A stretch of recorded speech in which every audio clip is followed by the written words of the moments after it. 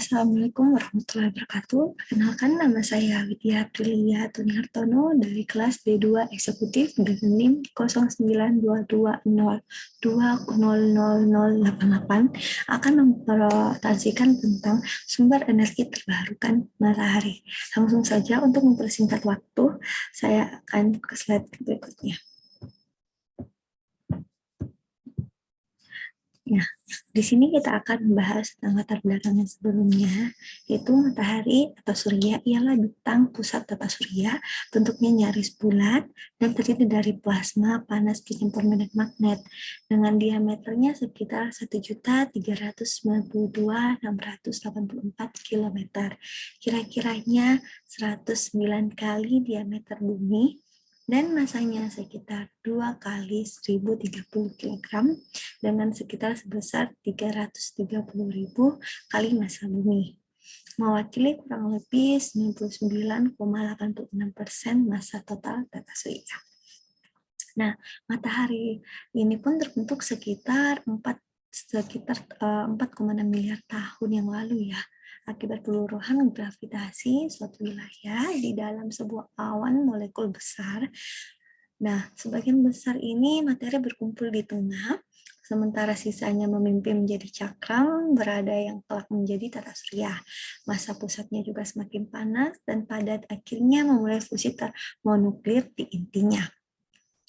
Diduga bahwa hampir semua bintang lain berbentuk dengan proses sempurna. Nah, klasifikasi bintang matahari pun itu berdasarkan kelas spektrumnya ialah bintang deret utama G2V. Nah, sering digolongkan sebagai katai kuning. Kenapa? Karena radiasi tampaknya lebih intens dalam proses spektrum kuning merah, meski warnanya putih, tapi dari permukaan bumi ini matahari tampak kuning. Nah, ini disebabkan karena pembauran cahaya biru di atmosfer. Nah, untuk selanjutnya yang itu ialah kita harus mengetahui apa ini energi matahari. Nah, matahari ialah sumber energi yang memancarkan energi sangat besarnya ke permukaan bumi. Per meter persegi, permukaan bumi menerima hingga 1000 watt energi matahari. Sekitar 30% energi tersebut dibentulkan kembali ke luar angkasa, dan sisanya diserap oleh awan, lautan, dan daratan. Jumlah energi yang diserap oleh atmosfer, lautan, dan daratan bumi ini sekitar 3.800.000 eksajoule per tahunnya. Nah, untuk melukiskan besarnya potensi energi surya ini, energi surya yang diterima bumi dalam waktu 1 jam itu setara dengan jumlah energi yang kita gunakan selama 1 tahun lebih. Wow, ini perbandingannya terlalu 1:10 ya skalanya. Nah, untuk berbagai sumber energi terbarukan lainnya, misal energi angin, biofuel, air, dan biomasa ini berasal dari energi surya juga. Bahkan sumber energi fosil pun terbentuk lewat bantuan energi matahari. Hanya energi panas bumi dan pasang surut saja yang relatif dan memperoleh energi dari matahari. Nah, selanjutnya kita akan membahas tentang matahari sebagai sumber energi. Adapun yang dapat kita lihat beberapa poin-poin di atas ya, yaitu pemanas air. Nah, pemanas air yang dimaksud di sini yaitu teknik pemanasan menggunakan sinar matahari. Nah, teknik pemanasan ini menggunakan sinar matahari ini sangat efisien ya. Terus yang kedua itu pembangkit listrik. Nah, ada juga kan alat yang biasa digunakan untuk sebagai pembangkit listrik dari energi cahaya yang diubah menjadi energi listrik, yaitu panel surya.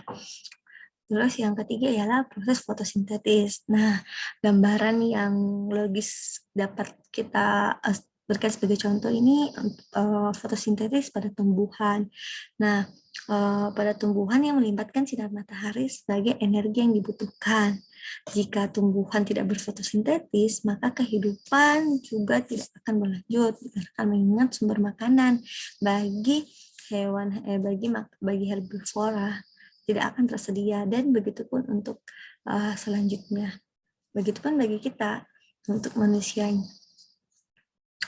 Dan yang keempat ialah keberlangsungan ekosistem. Nah, yang dimaksud dalam keberlangsungan ekosistem ini dari karbohidrat. Karbohidrat ini kan melalui juga fotosintesis. Nah, melalui fotosintesis dalam tanaman inilah yang merupakan dasar dari perkembangan kehidupan makhluk hidup dalam suatu ekosistem. Nah, adapun yang kelima ialah pengeringan. Nah, pengeringan yang dimaksud di sini ya bagi ibu-ibu rumah tangga, terus bagi pengusaha, mungkin pengeringan bisa dibilang untuk mengeringkan pakaian, terus untuk pengusaha kerupuk atau yang lain-lainnya. Terus adapun untuk kesehatan dan yang terakhir untuk kesehatan sendiri. Nah, matahari itu sebenarnya menimbulkan sinar matahari menghasilkan vitamin D. Nah, sinar matahari juga menjadi penawar infeksi dan pembunuh bakteri. Terus sinar matahari mengurangi gula darah, sinar matahari meningkatkan kebugaran pernafasan kita, terus sinar matahari menolong dalam memperbaiki tulang-tulangnya kita, dan sinar matahari meningkatkan beberapa jenis kekebalan tubuh kita. Nah, sekarang di Indonesia maupun di luar negeri lagi marak-maraknya ini COVID-19. Nah, COVID-19 pun kita bagi yang terpapar ya, itu harus kena sinar matahari. Kenapa? Nah, karena seperti yang saya jelaskan tadi. Nah, karena sinar matahari itu menghasilkan vitamin D dan dapat membunuh bakteri-bakteri atau virus-virus yang ada.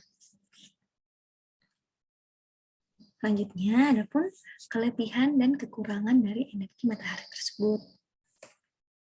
Nah, kelebihan energi matahari ramah lingkungan. Kenapa dibilang ramah lingkungan?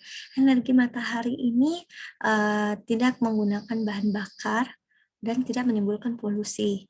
Terus yang kedua, gratis. Nah, energi matahari ini tanpa kita adanya transaksi jual beli ya.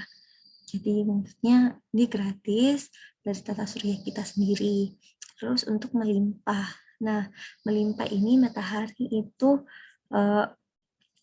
khususnya juga di Indonesia ya, energi matahari itu sangat banyak gitu. Terus yang ada kekurangan energi. Adapun tadi kelebihannya dan sekarang ada lagi kekurangan dari energi matahari. Nah, energi yang pertama itu energi yang belum efisien serta penyimpanan mengalami beberapa kendala. Nah, yang kedua itu tidak dapat diandalkan setiap saat. Contohnya, pada saat ini mungkin iklim cuaca, pada saat kita mau menjemur, tiba-tiba cuacanya mendung gitu. Karena cuaca pun kita nggak bisa dapat prediksi ya, antara hari ini hujan, hari ini enggak gitu. Nah, selanjutnya ialah sumber energi matahari mengalahkan sumber energi lain. Nah, sumber energi matahari ini tidak hanya dimanfaatkan oleh manusia, namun bahkan tumbuhan seperti yang saya bilang tadi pada proses fotosintesis dengan bantuan sinar matahari. Secara umum, tenaga matahari dapat diubah secara langsung menjadi sumber panas dan energi listrik yang dapat kita manfaatkan dalam berbagai bidang. Benda yang saat ini umum menggunakan tenaga listrik dan sering digunakan orang adalah kalkulator, salah satu contohnya ya.